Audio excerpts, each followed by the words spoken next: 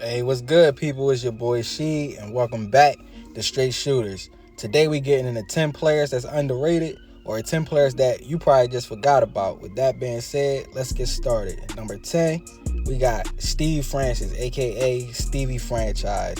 One of my personal favorites to watch back in the day. One of the guards that blessed that special number 3. Before you had Russell Westbrook, before you had Derrick Rose, Steve Francis was probably the most athletic, most explosive point guard at the time. And one thing I liked about him, he had a street ball feel to his game. Where honestly, most of the time he was just out there trying to embarrass you, man. Dunk on you, cross you up, whatever it was. And it just was a joy to watch. At number 9, we got that boy Michael Redd, a.k.a. Red Hot. And that's why they call him Red Hot right here. Look, come around, catch, shoot.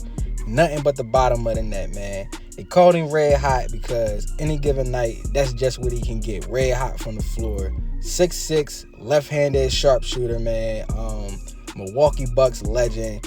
And he one of the players that I feel as though he definitely will be able to thrive in today's NBA. Especially since the fact that, it's a lot more three-point shooting. Shout out to him, man. Then after that, we got number 8. We got that boy J-Smoove, man, a.k.a. J-Smoove. Look at this. Where you going with that, Rondo? Look at this. Where you going with that? That's on my Sixers, too. But super athletic, 6'9", real quick, great defender, great shot blocker. And he played with that type of, grit and fire under him, that type of aggression I like to see players play with. And, the 2005 dunk champion wouldn't hesitate to throw it down on you either, just like he's doing in this clip right here, man. Definitely was a joy to watch back in the day, too. Number 7, Joe Johnson, a.k.a.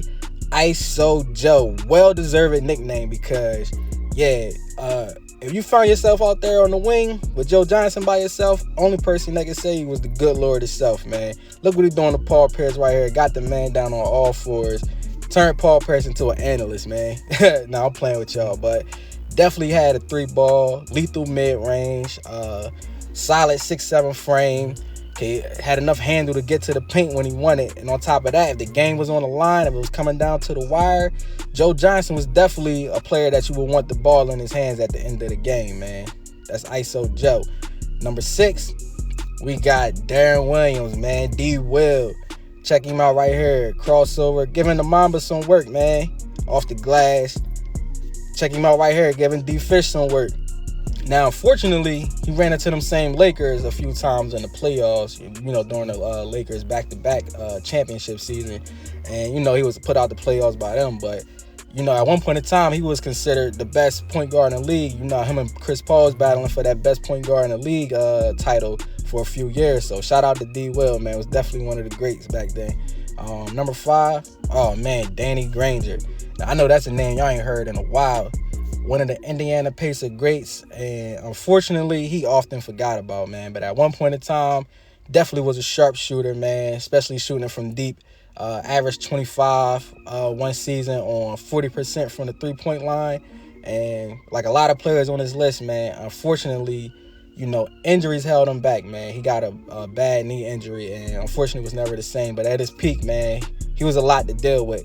Even playing LeBron and them in the Eastern Conference Finals with that Indiana Pacers team a few times. At number 4, Tim Hardaway, man. Father of Tim Hardaway Jr., who currently plays for the Dallas Mavericks. The man with the killer crossover. The man that put the T and run TMC, man. He used to just be out there dancing with you with the handle, man. I'm going to say dancing because that's what they call this crossover. The killer crossover, they call it the 2-step because it just was like 1-2. And it was so fast that everybody knew it was coming, but it still was nothing you could do about it. He had like a crazy jumper, silky smooth J on top of the crazy handle, and he could finish at the rim. So, it's clear to see why he was one of the best point guards back then. Even was a 5-time All-Star, man, Tim Hardaway. At number 3, Baron Davis, we got B. Diddy, man. 1999, Baron Davis, 3rd selected overall by the Charlotte Hornets. And they selected one of the most exciting players to play, man. Because however you wanted it, he could give it to you. Whether that's dunking on you, crossing you up on the wing, taking you to the rack.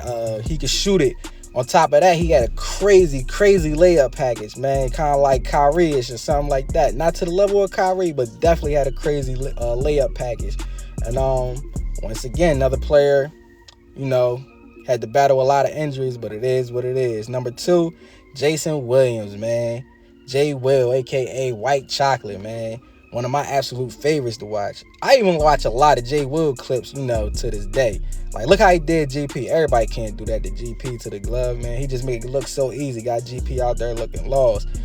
In my opinion, too, top 5 ball handler all time. I mean, it just is what it is.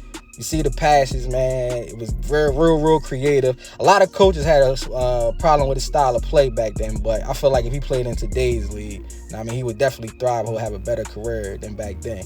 And then number 1, we got Nick Van Exel, man. Nick the Quick, another player, man. Just like J. Will had the crazy passes and everything. Had, I mean, crazy handle. Was another lefty too, sharp shooter, he could shoot it.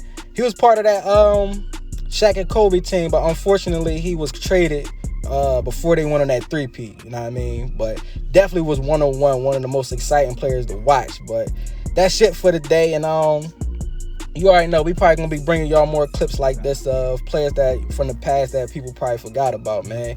Like, comment, subscribe, and hit that notification bell, man. We out.